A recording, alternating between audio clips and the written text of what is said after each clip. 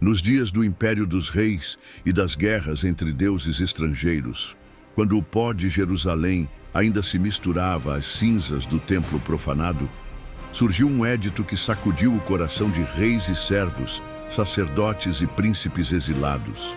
O tempo era de silêncio.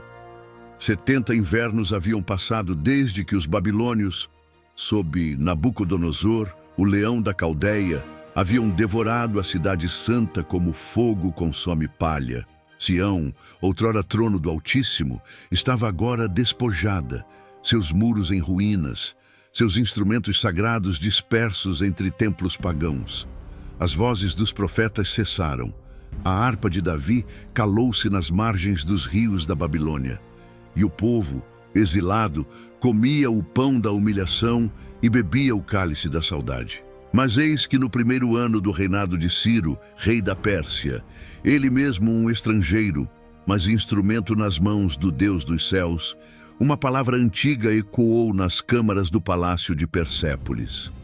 O Senhor, cujo nome os caldeus temiam murmurar, moveu o coração de Ciro com sopro invisível. E então, como se relâmpago partisse de um céu seco, um decreto foi proclamado a todas as nações sob o domínio persa. Assim diz Ciro, rei da Pérsia: o Senhor, Deus dos céus, me deu todos os reinos da terra e me encarregou de edificar-lhe um templo em Jerusalém, que está em Judá. Essas palavras, ditas por um rei gentio, ecoaram como trovão entre os remanescentes de Judá. A ordem era clara, impossível de ignorar. Todo aquele cujo coração fosse movido por Deus deveria partir e subir a Jerusalém, levando ouro, prata, bens e ofertas voluntárias para reconstruir a casa do Senhor. A ironia era amarga e doce. O povo, antes disperso por juízo, agora era chamado ao regresso por um pagão.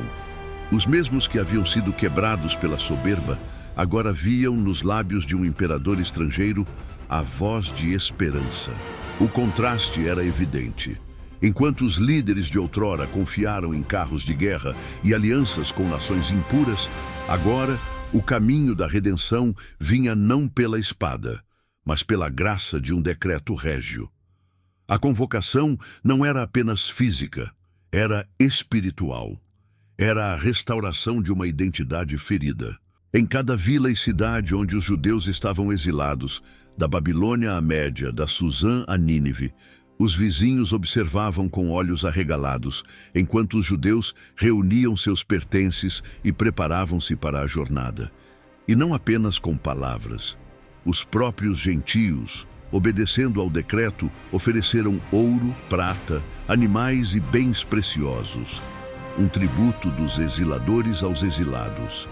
E entre os que se levantaram estava Sesbazar, príncipe de Judá, homem de presença nobre e olhar endurecido pelo exílio.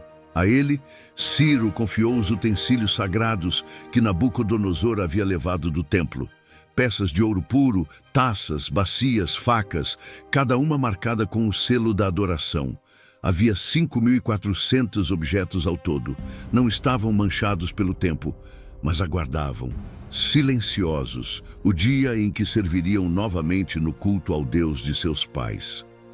Enquanto Sesbazar marchava à frente, liderando os primeiros filhos do retorno, uma nuvem de expectativa cobria os céus da história. Era o princípio do cumprimento de uma promessa antiga, um novo êxodo, um novo começo. Mas nem todos se alegraram.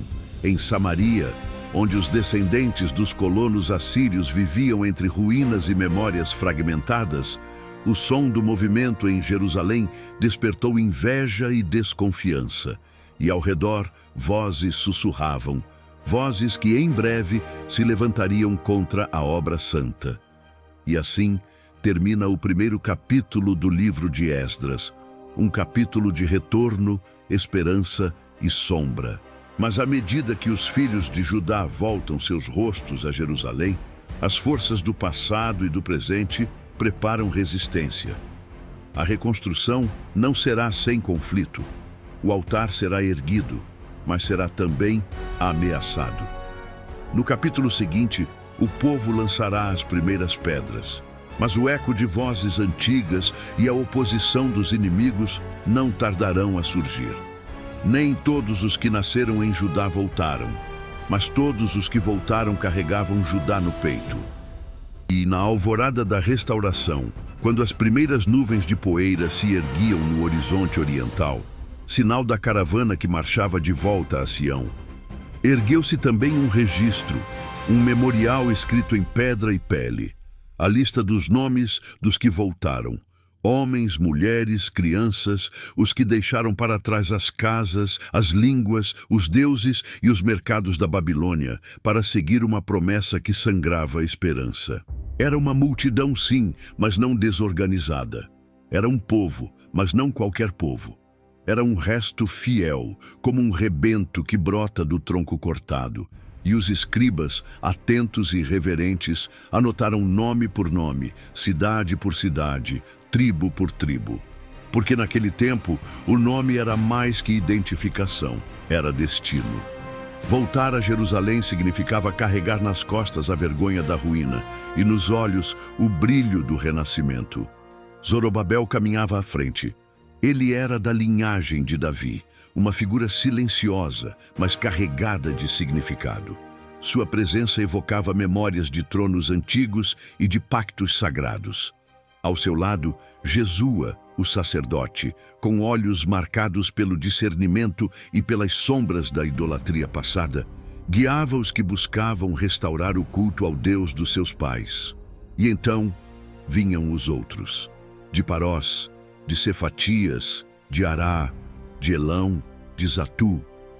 Homens simples, ferreiros, lavradores, tecelões, carregadores de exílio. Muitos não tinham riquezas, nem casas, nem filhos.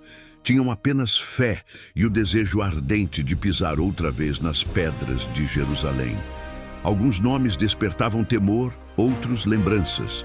O povo de Belém, os homens de Netofá, os descendentes de Ananias e os que haviam habitado em Asmavete. Pequenas cidades, agora grandes em coragem. E junto a eles, os servos do templo e os filhos dos servos de Salomão, homens que, embora carregassem o peso de uma casta inferior, foram contados entre os que voltaram. Pois no retorno, o status não importava, apenas o coração disposto. Mas nem tudo era honra. Entre os que tentaram se juntar à caravana, havia alguns cujo nome não pôde ser achado no registro genealógico. Eles se apresentaram, alegando descendência levítica, mas os escribas, com pena nos olhos e firmeza na pena, negaram-lhes o direito de ministrar. Eram como folhas desprendidas de sua raiz, árvores sem linhagem.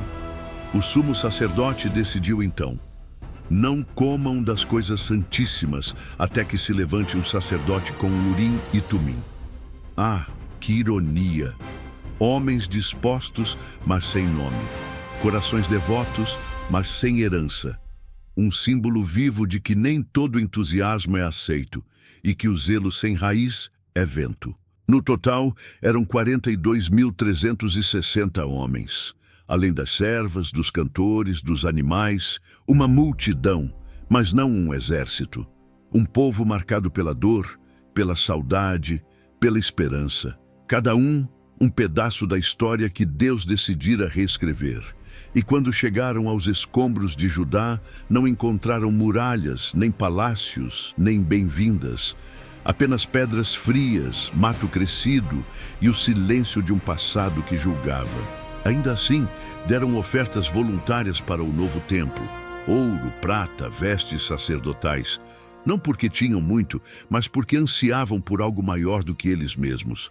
A oferta era o símbolo do coração contrito, da expectativa silenciosa. As famílias então se assentaram em suas cidades. As cidades estavam em ruínas, sim, mas agora com nomes. Nomes antigos, nomes com história. E assim termina o segundo capítulo do livro de Esdras, o capítulo dos nomes e da memória. Os que voltaram não eram muitos, mas eram tudo o que restava. E com eles veio o começo de uma nova esperança. Mas Sião, ainda sem altar e sem sacrifício, esperava. Esperava que alguém tivesse coragem de erguer, sobre os destroços, um sinal de reconciliação. O tempo do altar se aproximava, mas também o tempo da oposição. Entre cinzas e pedras soltas, o fogo foi aceso outra vez. Quando chegou o 7º mês, aquele que os antigos chamavam de Etanim, o mesmo em que Salomão consagrara o Templo Dourado, o povo se reuniu como um só homem em Jerusalém. Uma multidão de rostos endurecidos pelo exílio, mas iluminados pela esperança. Homens de Judá, Benjamim, Levi e até de tribos quase esquecidas pisavam, pela primeira vez em décadas, o solo sagrado com intenção de culto. Mas Jerusalém era um espelho estilhaçado do que um dia fora. Suas muralhas, outrora sólidas como justiça, agora se esfarelavam sob os pés. As ruas que um dia ouviram os cânticos de Davi, agora eram eco de corvos e chacais. As portas que os reis abriam em procissão estavam queimadas. Os montes ao redor, Sião, Mória, Ofel, pareciam silenciosos, como se aguardassem com temor e reverência a decisão que mudaria o destino de Israel. Foi então que Jesua, filho de Josadaque, o sumo sacerdote, subiu com os sacerdotes de sua linhagem.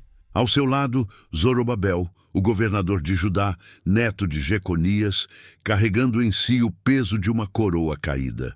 Esses dois homens, um com o sangue de Arão, o outro com o sangue de Davi, representavam o reencontro entre culto e governo, fé e liderança, altar e trono. Mas não havia templo, não havia sequer fundação. Ainda assim, ali, no meio das ruínas, eles ergueram o altar, um amontoado de pedras sobre pedras, não em honra à estética, mas à obediência. O altar foi reconstruído sobre os mesmos fundamentos antigos, como um símbolo de que, embora o templo tivesse sido profanado, o pacto não fora esquecido, e o fogo foi aceso. Naquele altar improvisado, começaram a oferecer holocaustos ao Senhor, de manhã e à tarde, todos os dias. Começaram a celebrar as festas, a festa das trombetas, o dia da expiação e, sobretudo, a festa dos tabernáculos, quando o povo construía tendas, relembrando os dias no deserto. A ironia era pungente. Eles haviam saído do cativeiro, mas acampavam como nômades em sua própria terra. A festa celebrava liberdade, mas o ambiente ainda era marcado por ruína e medo. E havia, de fato, medo, pois ao redor, em Samaria e nas regiões vizinhas, os inimigos de Judá observavam com olhos invejosos e corações endurecidos. Povos que haviam tomado posse das terras enquanto Israel dormia no exílio. Povos que agora temiam o renascimento do culto exclusivo a um único Deus. Mas mesmo diante da ameaça, o altar permaneceu. E mais, trouxeram pedras, cortaram madeira dos cedros do Líbano, como nos dias de Salomão. Enviaram mensageiros até Tiro e Sidom, as velhas aliadas do templo original, e começaram, com suor e esperança, a lançar os alicerces da nova casa de Deus. Foi no 2º ano do retorno, no 2º mês, o mesmo mês em que Salomão dera início ao primeiro templo, que os construtores iniciaram o trabalho. Os levitas, de 20 anos para cima, tomaram as ferramentas. E quando a fundação finalmente foi lançada, o povo celebrou. Os sacerdotes vestiram-se de linho, as trombetas soaram. Os levitas tocaram símbolos, como nos dias de Davi, e cantavam: Louvai ao Senhor, porque Ele é bom, porque a sua benignidade dura para sempre sobre Israel. Mas nem todos choravam de alegria. Entre os cantos e danças, ouviam-se os soluços dos anciãos, daqueles que haviam visto o templo de Salomão em sua glória. Eles viam agora uma fundação humilde, um começo modesto, e choravam. As vozes se misturavam no ar, alegria e dor, esperança e lamento, de tal forma que ninguém podia distinguir se o som era de júbilo ou pranto. Era o som de um povo que retornava, mas ainda não havia se reencontrado. E assim termina o 3º capítulo do livro de Esdras.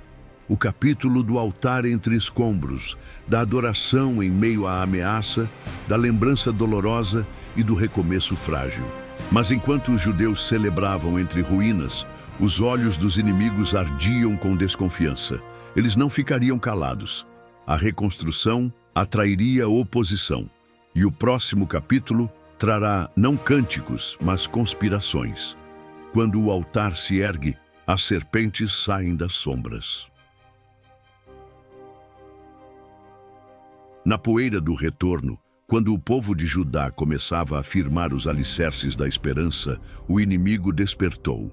Pois toda pedra colocada para Deus também serve de escândalo aos que não o temem. A notícia do recomeço havia se espalhado pelas colinas de Samaria, pelas aldeias do norte e pelas planícies da antiga Assíria. Os descendentes dos colonos trazidos pelos reis da Assíria, homens de nomes misturados, de sangue contaminado e de fé sincrética, ouviram que os filhos de Judá estavam reconstruindo o templo do Senhor, o Deus de Israel. Esses samaritanos, descendentes de Cut, Ava, Ramate e Sefarvaim, haviam se estabelecido em terras que um dia pertenceram às tribos do norte. Tinham aprendido a adorar o Deus da terra, sim, mas ao lado de seus próprios ídolos. Seu culto era híbrido, sua fé dividida. Eles vinham de altares onde Moloque e Baal ainda eram lembrados com murmúrios e sombras. Aproximaram-se com lábios doces, mas intenções venenosas. Procuraram Zorobabel e os chefes das casas paternas. Suas palavras eram suaves como óleo. Deixai-nos edificar convosco, porque como vós buscamos o vosso Deus, e a ele sacrificamos desde os dias de Esar-Hadom, rei da Assíria, que nos trouxe aqui. Mas Zorobabel, Jesua e os anciãos discerniram a astúcia por trás do gesto. Sabiam que misturar mãos profanas com a obra santa era trair o próprio pacto. Sabiam que o templo não poderia ser reerguido com pedras sujas pelo sincretismo. E disseram: não convém que vós e nós edifiquemos juntamente a casa de nosso Deus. Nós sozinhos a edificaremos ao Senhor, Deus de Israel, como nos ordenou Ciro, rei da Pérsia. A recusa, firme porém justa, foi como sal sobre ferida aberta. Os samaritanos, rejeitados, deixaram de lado as máscaras. O que começou com fingida aliança transformou-se em declarada oposição. Com ouro e influência, começaram a enfraquecer as mãos do povo de Judá. Espalharam medo entre os trabalhadores. Contrataram conselheiros para frustrar seus planos. Agiam nos bastidores, infiltrando-se nas cortes persas, plantando dúvidas, sugerindo rebeliões. Por muitos anos, essa guerra silenciosa se estendeu. Era uma guerra sem espadas, mas cheia de penas e selos, boatos e intrigas. E quando subiu ao trono Assuero, aquele mesmo que mais tarde tomaria Ester por rainha, os inimigos redobraram seus esforços. E mais tarde, já nos dias de Artaxerxes, redigiram uma carta carregada de insinuações venenosas. A carta era habilmente escrita. Usava o medo dos reis contra os filhos de Judá. Dizia: este povo rebelde e mau, que construiu Jerusalém, cidade antiga de revoltas, está levantando os muros e restaurando os fundamentos. Se essa cidade for concluída, o rei perderá tributos, impostos e honra. Apelavam à história. E com ironia maligna, usavam o próprio passado glorioso de Jerusalém como prova de perigo. A cidade que um dia fora trono de justiça, agora era descrita como foco de sedição. Um espelho distorcido da verdade. E Artaxerxes, temeroso de perder o controle sobre uma província distante e sempre inquieta, deu ouvidos. Respondeu à carta com decreto direto: fazei cessar a obra, que essa cidade não seja edificada até nova ordem. Ao receberem a resposta, os adversários correram para Jerusalém com violência e fúria. Não era mais um jogo de diplomacia, era hostilidade aberta. A construção foi interrompida. O templo permaneceu inacabado. E assim, cessou a obra da casa de Deus e ficou paralisada até o 2º ano do reinado de Dário, rei da Pérsia. E assim termina o 4º capítulo do livro de Esdras, um capítulo de traição disfarçada, de acusações torpes e de sonhos suspensos. Mas a semente da promessa não foi arrancada, apenas enterrada mais fundo. E no próximo capítulo, quando os profetas de Deus se levantarem, a esperança voltará a gritar entre as pedras, pois o templo ainda viverá, e a palavra do Senhor jamais volta vazia. A voz dos profetas despertou o martelo adormecido. Os ventos sopravam com o gosto da estagnação. Havia já muitos anos desde que a obra do templo fora interrompida, não por falta de fé, mas por intimidação, decretos reais e ameaças constantes. As fundações jaziam à vista, cobertas de poeira e musgo, como um cadáver deixado a céu aberto. Jerusalém permanecia em silêncio, seus altares erguidos, mas sua casa ainda incompleta. O povo, cansado de esperar e oprimido por seus vizinhos, havia voltado ao trabalho dos campos, esquecendo o chamado mais alto. Mas então, no 2º ano do reinado de Dário, rei da Pérsia, 2 vozes ecoaram pelas ruínas de Sião como trovões nas montanhas de Judá.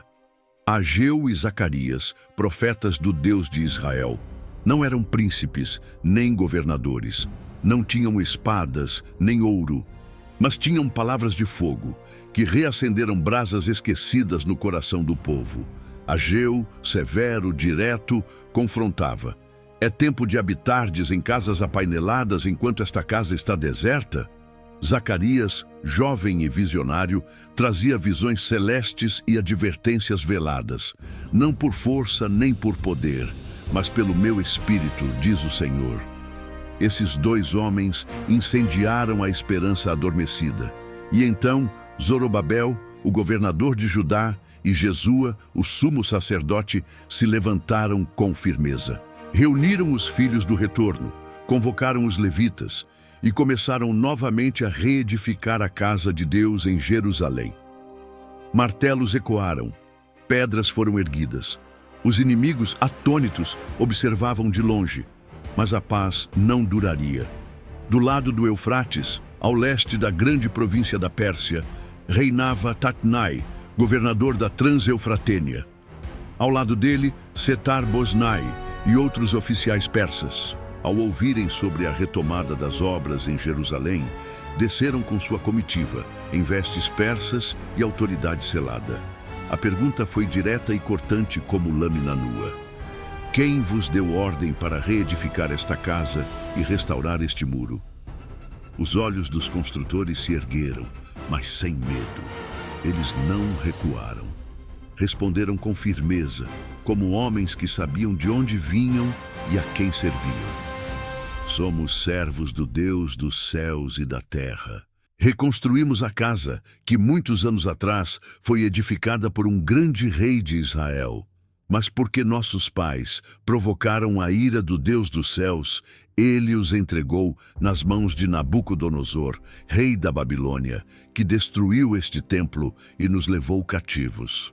A resposta era mais que histórica, era confissão. Reconheciam o pecado de seus antepassados, mas também proclamavam a fidelidade de Deus. Eles continuaram. Contudo, no 1º ano de Ciro, rei da Babilônia, ele deu ordem para que esta casa de Deus fosse reedificada. E até os utensílios sagrados que Nabucodonosor tomara foram devolvidos por Ciro e entregues a Sesbazar, a quem fez governador. Tatnai escutou. Não era tolo. Sabia que o nome de Ciro carregava autoridade imperial. Sabia que uma ordem de rei não se desfazia com simples suspeitas. E então ordenou que uma carta fosse enviada a Dário, o novo rei. Era uma petição formal, escrita com os rigores da diplomacia persa, rica em detalhe e isenta de acusações precipitadas. A carta pedia uma investigação. Que se busque no arquivo real da Babilônia se de fato Ciro dera ordem para reconstruir este templo. E enquanto esperavam a resposta real, a obra não foi interrompida. Sim, os olhos persas estavam sobre Jerusalém, as cartas cruzavam desertos e impérios, mas os martelos continuavam a soar. Porque a palavra dos profetas havia sido mais forte que o medo. E os líderes de Judá sabiam, a obediência ao Senhor está acima dos decretos humanos. E assim termina o 5º capítulo do livro de Esdras, o capítulo do recomeço corajoso, da ousadia sob vigilância e da fé restaurada pela profecia. Mas a resposta de Dário ainda não havia chegado. Seria o favor de Ciro confirmado, ou o martelo seria silenciado mais uma vez? O capítulo seguinte trará o desfecho dessa espera e o peso da decisão de um rei sobre os destinos da fé. Quando o homem consulta os arquivos da terra, Deus já selou os decretos do céu.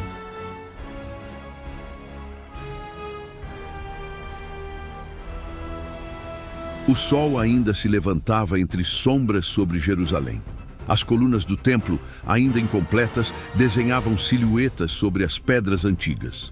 A poeira da construção se misturava ao incenso da adoração, um símbolo vivo de que o céu e a terra estavam novamente em diálogo. Mas do outro lado do império, a leste do Eufrates, em Ecbátana, cidade real da Média, coberta de palácios de mármore e tapeçarias persas, um rolo antigo foi retirado dos arquivos do rei. Guardado entre registros de guerras, acordos e genealogias de reis, ali estava o que os judeus em Jerusalém aguardavam com o coração suspenso: o decreto de Ciro. Escrito anos antes com a precisão dos escribas e o selo do império, dizia: Ciro, rei da Pérsia, o Senhor, Deus dos céus, me deu todos os reinos da terra e me encarregou de edificar-lhe uma casa em Jerusalém, que está em Judá. Quem dentre o seu povo estiver entre vós, suba, e que o Deus dele esteja com ele. O documento não apenas autorizava a reconstrução, ordenava, e mais, detalhava dimensões, recursos, até a devolução dos utensílios sagrados. Era um decreto régio, irrevogável, imortal. Quando a notícia chegou ao trono de Dário, ele não hesitou. Ordenou imediatamente a Tatnai, o governador da Transeufratênia, que não apenas deixasse os judeus reconstruírem, mas que ajudasse com recursos do próprio tesouro real, o tributo das províncias vizinhas. As despesas se façam pontualmente a esses homens para que não cessem a obra. E Dário foi além. Mandou entregar bois, carneiros, cordeiros, tudo o necessário para os sacrifícios: trigo, sal, vinho e azeite, conforme os sacerdotes de Jerusalém determinassem. Não por generosidade, mas por temor, pois o rei dos persas reconhecia que, ao proteger o culto dos judeus, também protegia seu próprio trono. Orai pela vida do rei e de seus filhos, dizia o decreto, e como se temesse qualquer desafio futuro, Dário selou sua ordem com ameaça: se alguém alterar este decreto, seja derrubada uma viga da sua casa e que ele seja pendurado nela. Era justiça à maneira persa, simbólica, brutal e definitiva. Tatnai e Setar-Boznai, ao receberem a resposta, não ousaram contestar. Obedeceram de imediato. E então, a obra do templo avançou com vigor, sustentada não apenas pela fé do povo, mas agora pelo tesouro do império. Guiados por Zorobabel e Jesua, e inspirados pelas palavras de Ageu e Zacarias, o povo trabalhou com mãos firmes e olhos atentos ao céu. A reconstrução não era só de pedra, era de identidade, de pacto, de propósito. E assim, no 6º ano do reinado de Dário, no 3º dia do mês de Adar, quando o inverno se despedia e as amendoeiras começavam a florir, o templo foi concluído. Não era o ouro de Salomão, não havia arcas de cedro do Líbano com querubins reluzentes, mas havia um altar, havia sacrifício, havia louvor e, acima de tudo, havia presença. O povo celebrou com alegria. Os sacerdotes foram restaurados segundo suas ordens. os levitas entoaram cânticos com símbolos e harpas, e foi celebrada a dedicação da casa de Deus com 100 novilhos, 200 carneiros, 400 cordeiros e 12 bodes pelo pecado de todas as tribos de Israel. Não apenas Judá, mas as perdidas do norte, como se dissessem: estamos inteiros de novo. Pouco depois chegou a Páscoa, a primeira celebrada em solo santo desde o exílio. Os exilados, agora purificados, sentaram-se à mesa com os que haviam permanecido na terra, unidos em cordeiro e sangue, em memória e libertação. A festa durou 7 dias, e não era só a comemoração de um rito, era um grito de vitória, um eco do passado em direção ao futuro, porque o Senhor os alegrara e inclinara a favor deles o coração do rei da Assíria. Sim, Esdras escreve rei da Assíria. Uma ironia carregada de memória, pois aquele que outrora espalhara Israel como folhas ao vento, agora em sua linhagem e sucessão, era usado por Deus para ajuntar e plantar de novo. Ai, Daisa! E assim termina o 6º capítulo do livro de Esdras, o capítulo da justiça que vem do trono de cima, do templo reconstruído, da memória restaurada. Mas a história ainda não terminou, pois embora o altar estivesse de pé e o templo consagrado, a lei ainda precisava ser ensinada, o povo reeducado, os corações reformados. E em breve virá Esdras, escriba, sacerdote e reformador, e com ele a próxima fase do retorno, não das pedras, mas da alma. Se Jerusalém foi reconstruída com pedras, agora seria moldada com palavras. Muitos anos haviam passado desde a dedicação do templo. A cidade sagrada repousava sobre seus alicerces restaurados, e o altar do Senhor fumegava dia após dia com os sacrifícios prescritos. Mas entre os muros ainda frios da Nova Jerusalém, algo permanecia incompleto. Sim, o templo estava de pé, mas a lei, o espírito da aliança, ainda vagava disperso como folhas ao vento. Foi então que Deus moveu um homem. Seu nome era Esdras, descendente direto de Arão, o sumo sacerdote, neto de uma linhagem de escribas e mestres, homens que guardavam não espadas, mas rolos sagrados. Era um escriba hábil, versado na lei de Moisés. E mais do que isso, era um homem que havia preparado o coração para buscar, cumprir e ensinar a lei do Senhor em Israel. Nascido no exílio, Esdras nunca vira o templo original. Seu mundo fora feito de corredores babilônicos, salas de pergaminhos e o silêncio dos copistas. Mas mesmo longe da terra prometida, ele conhecia cada letra, cada estatuto, cada mandamento que fizera Israel ser Israel.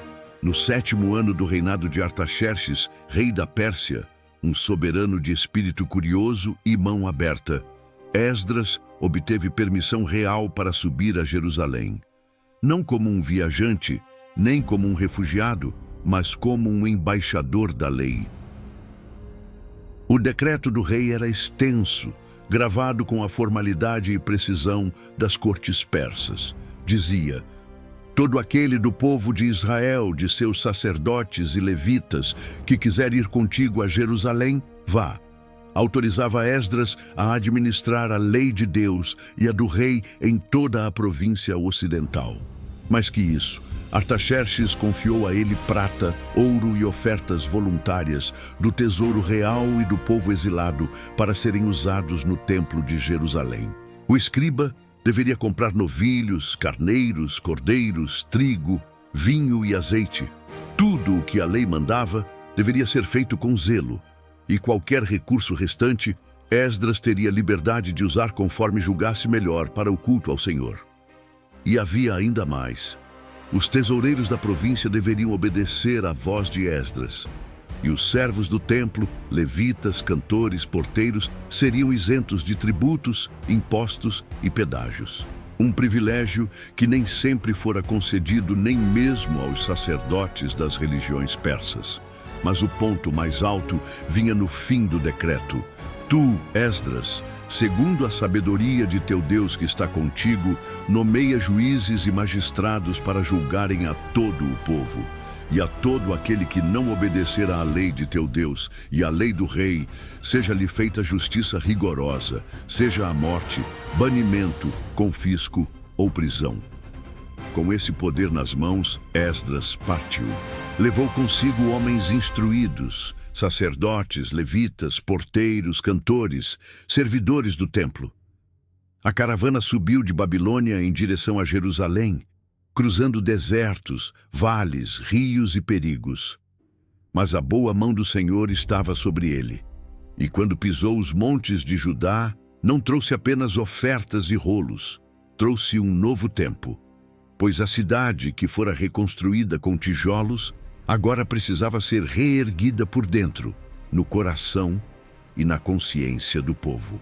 E assim termina o 7º capítulo do livro de Esdras. O capítulo da chegada do escriba, do decreto que desce do trono persa como resposta ao trono eterno e do início de uma reforma silenciosa. Mas o caminho ainda guardava perigos. Haveria uma longa jornada, decisões delicadas, e antes de ensinar, Esdras precisaria purificar o povo. O próximo capítulo revelará não apenas quem subiu, mas com que espírito caminharam e quem realmente estava pronto para o retorno à aliança. Nem só as muralhas se erguem com pedras, mas os homens se levantam com fé. O vento quente da primavera varria as margens do Eufrates quando Esdras se colocou à frente da segunda grande caravana de retorno a Jerusalém. Já não era mais tempo de edificar paredes. O templo havia sido reconstruído. Agora era tempo de restaurar o coração de um povo, e isso exigia coragem, disciplina e discernimento. Na planície junto ao rio Ava, Esdras organizou os que com ele partiriam. O chão arenoso tornou-se um campo de reunião. Ali reuniu as genealogias, nome por nome, casa por casa, tribo por tribo, não apenas por formalidade, mas porque a identidade de Israel sempre fora moldada pelos nomes que se lembram, não pelos que se perdem.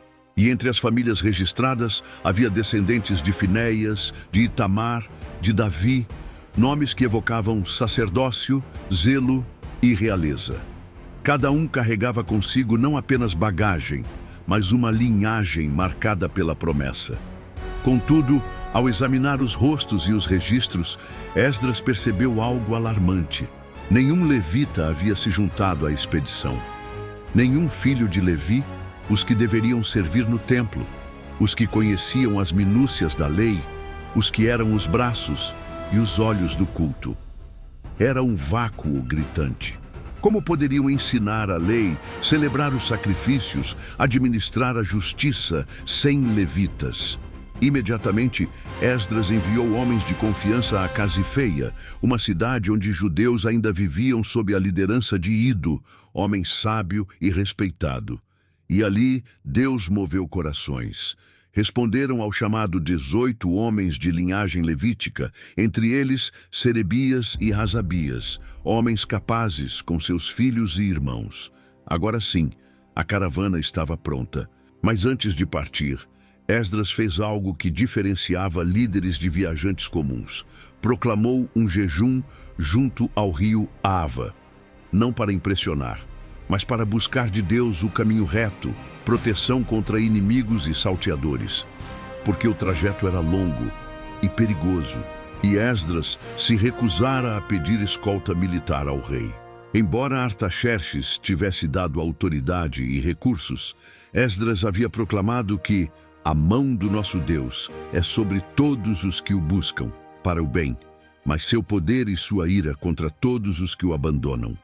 Era uma questão de honra, uma confissão pública de fé, e por isso jejuaram, se humilharam e foram ouvidos. Com isso, os homens tomaram nas mãos os tesouros do templo: prata, ouro, vasos sagrados, ofertas voluntárias, tudo cuidadosamente contado, pesado, registrado. Foram confiados a 12 dos principais sacerdotes e levitas como guardiões do sagrado. E Esdras lhes advertiu: Vós sois santos ao Senhor, e santos são os vasos, e a prata e o ouro, oferta voluntária ao Deus de nossos pais. Guardai-os com cuidado até entregá-los nos recintos do templo em Jerusalém. E então partiram. A longa jornada, atravessando desertos, planícies, cidades pagãs, caravanas hostis, durou 4 meses. E como um milagre silencioso, não houve emboscadas, não houve perdas. A mão de Deus os guardou, como uma muralha invisível em cada curva do caminho. Quando finalmente chegaram a Jerusalém, descansaram 3 dias, como Moisés após a travessia do deserto. No 4º dia, os tesouros foram entregues, medidos, contados, como se o próprio céu estivesse auditando a fidelidade dos homens. E então, ofereceram holocaustos ao Deus de Israel. 12 novilhos por todo Israel, 96 carneiros, 77 cordeiros, 12 bodes, símbolo de intercessão, de consagração, de comunhão entre as tribos dispersas e o Deus que reunia. Por fim, as cartas do rei foram entregues aos sátrapas e governadores do lado ocidental do Eufrates, e em vez de oposição, houve cooperação. Eles fortaleceram o povo de Deus. E assim termina o 8º capítulo do livro de Esdras, o capítulo da jornada de retorno, do zelo por pureza, da confiança radical, da proteção invisível. Mas o que Esdras encontrará dentro dos muros? As pedras do templo estão firmes, mas o coração do povo ainda vacila. E no próximo capítulo, o escriba se deparará com o pecado oculto, e a reforma se tornará inevitável. O templo fora reconstruído, mas o coração do povo ainda estava em ruínas. Quando Esdras chegou a Jerusalém, a poeira da longa viagem mal havia assentado. As muralhas ainda estavam fraturadas, as ruas entrelaçadas de silêncio e trabalho, e o templo, glorioso em propósito, porém mais modesto em aparência, já fumegava com sacrifícios contínuos. Tudo indicava ordem, rotina, progresso. Mas logo veio a notícia, não pela boca de profetas, mas pela confissão dos próprios chefes do povo.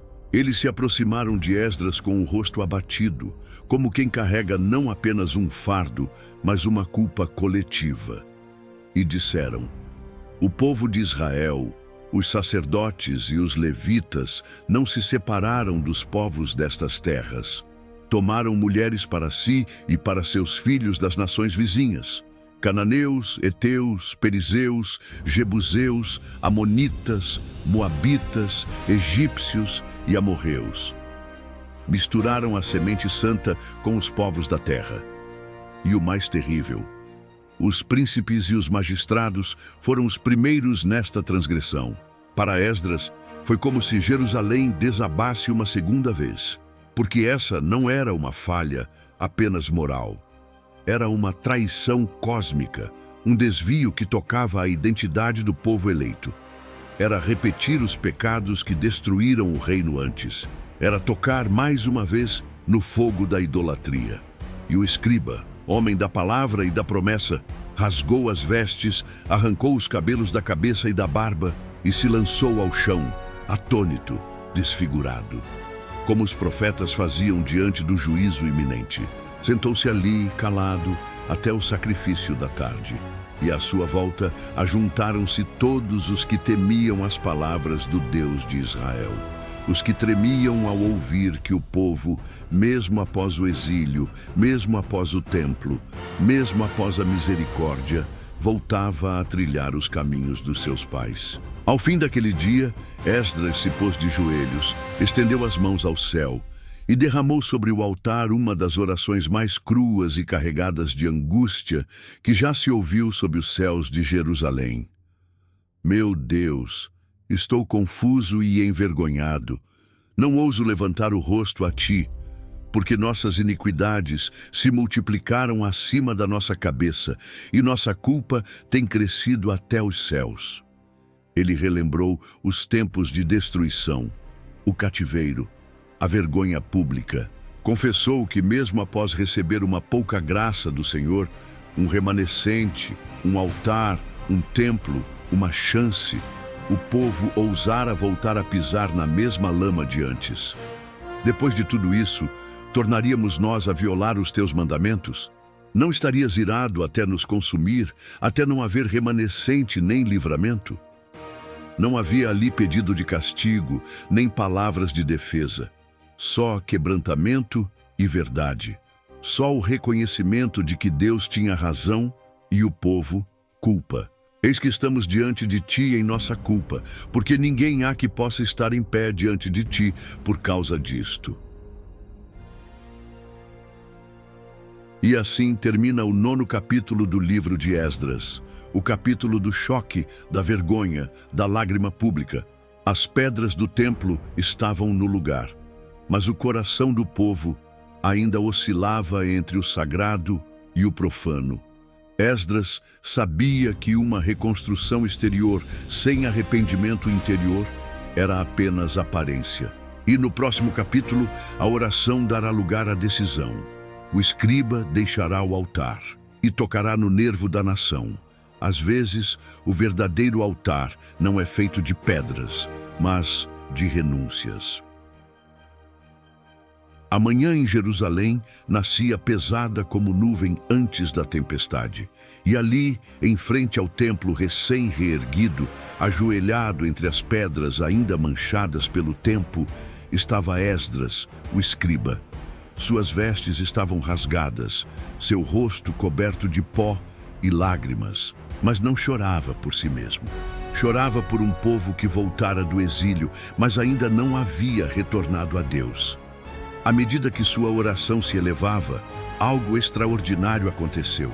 O povo começou a se ajuntar ao redor dele. Homens, mulheres, crianças, todos em silêncio. Não era um silêncio de reverência apenas, mas de constrangimento sagrado. Aquele homem que não os conhecia de sangue chorava por causa deles. E as palavras que saíam de sua boca eram como espelhos, mostrando tudo o que o povo havia tentado esconder. A multidão crescia, e com ela o peso da culpa compartilhada.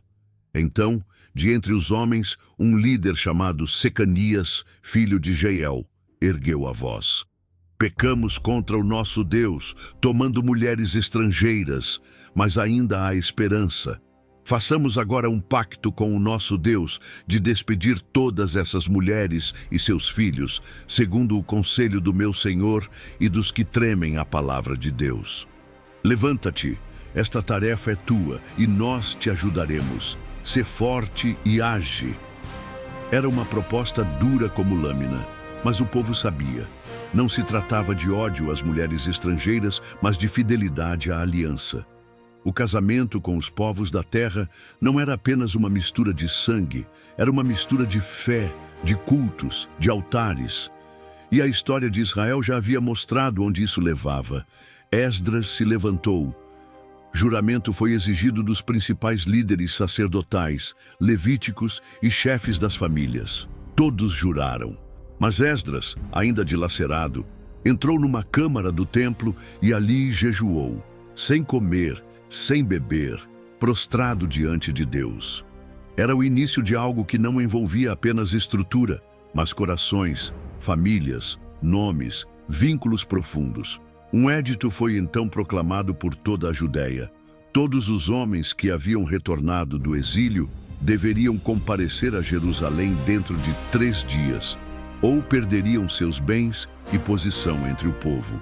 E assim, em meio às chuvas de inverno, no 9º mês, o mês de Quisleu, todo o povo se reuniu tremendo. Tremiam por causa do frio e da culpa. A praça diante do templo estava tomada por rostos molhados, não só pela chuva, mas pelo peso da decisão que viria.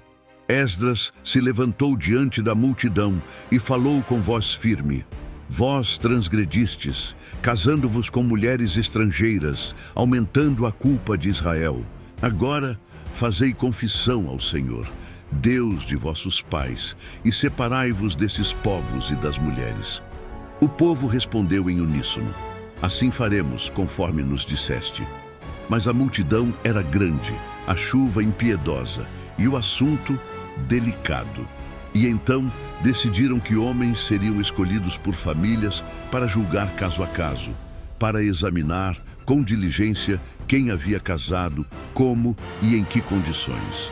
Seria uma purificação não em massa, mas com discernimento. Por 3 meses, de dia e de noite, com registros e testemunhos, os nomes foram examinados. E ao final do processo foram identificados sacerdotes, levitas e líderes que haviam contraído alianças proibidas. Homens que haviam colocado seus cargos e suas casas em risco. E agora, com lágrimas e ofertas pelo pecado, separavam-se de suas esposas estrangeiras. Era um ato brutal. Famílias eram desfeitas, filhos choravam, mulheres partiam. Mas era um ato de fidelidade à Torá, de renúncia em favor da identidade de um povo chamado para ser santo. E assim, termina o 10º capítulo do livro de Esdras. O capítulo do arrependimento que dói, do corte que purifica, da escolha que salva a nação de repetir sua própria destruição. Não houve guerra, não houve espada, mas foi um dos momentos mais dolorosos da história de Israel, porque não é fácil reconstruir o coração de um povo. Mas Esdras mostrou que reformar a fé exige mais que palavras. Exige coragem para obedecer, mesmo quando custa tudo. E assim, fecha-se este livro como se fecha uma ferida limpa. Com dor, sim, mas com esperança. Pois o templo estava de pé. A lei voltara ao centro. E o povo, enfim, começava a lembrar quem era diante do Deus que os havia trazido de volta. E assim termina o livro de Esdras. Se você chegou até aqui, saiba, você não é apenas um leitor casual da palavra. Você é daqueles que contemplam os escombros de Jerusalém e não desistem de reconstruir, mesmo entre lágrimas e oposição. Foram 10 capítulos que nos levaram do exílio à esperança, do decreto de um rei persa à restauração do altar do Senhor. Cada linha nos lembrou que Deus é fiel às suas promessas, que Ele move reis e reinos para cumprir seus planos, e que a verdadeira restauração começa no coração. Esdras nos ensinou que o retorno não é apenas físico, é espiritual, que reconstruir muros é importante, mas restaurar a aliança é essencial, e que santidade não é peso, é proteção. Este estudo foi preparado com reverência e zelo, não para entreter, mas para edificar, com o desejo profundo de reacender tua paixão pelo Deus que restaura. Se você leu ou assistiu até aqui, comente. Eu cheguei ao fim do livro de Esdras, e agora eu sei que Deus ainda levanta restauradores. Essa frase não é apenas um comentário, é o selo de quem entendeu a essência deste livro. Que Deus não se esqueceu do seu povo e que Ele ainda chama homens e mulheres para viverem separados, firmes e comprometidos com a sua palavra. Agora eu te convido. Curta, compartilhe, envie para quem precisa lembrar que não importa o quão destruída esteja uma história. Deus pode recomeçar tudo, a partir da obediência. Esdras não veio com espadas ou exércitos, mas com o livro da lei nas mãos e a palavra nos lábios. E foi assim que ele mudou uma geração. Pela verdade, pelo exemplo, pela santidade. Que você também seja um Esdras em sua geração. Alguém que busca, aprende, pratica e ensina. Alguém que não negocia princípios, que não se conforma com os escombros e que crê na restauração, mesmo quando tudo parece perdido. Agora me diga, qual capítulo mais falou com você? Qual decisão precisa ser tomada depois dessa leitura? Qual área da sua vida Deus está pedindo para restaurar? Comenta aqui embaixo. Este foi o livro de Esdras, do decreto de Ciro ao quebrantamento do povo. E eu oro para que Ele tenha te levantado, como levantou a mim. Deus te abençoe e até o próximo estudo, se Ele permitir.